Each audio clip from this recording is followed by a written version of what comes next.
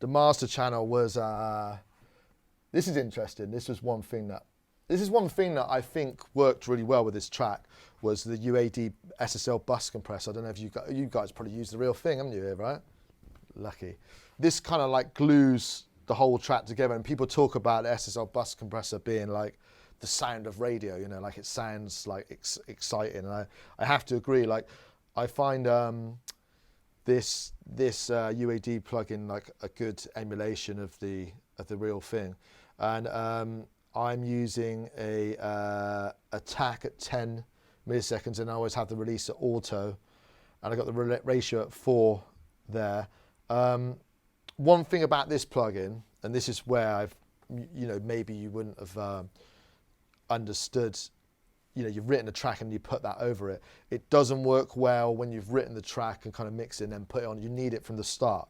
So if you have it on very early on your track, it just glues everything together. So on this, I'm compressing, I think about, quite a lot. But what that does, it adds a bit more snap to the to everything. And then when these sections, the breakdown,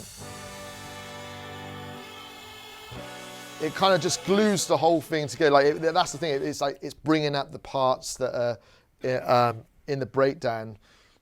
And I just like it.